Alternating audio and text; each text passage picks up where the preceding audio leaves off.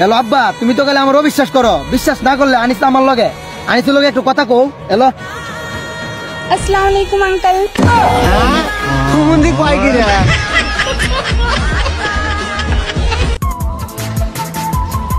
তবে আমার যাকে পছন্দ সে তোমাদের চাইতে অতি নিকৃষ্ট কাল্লে।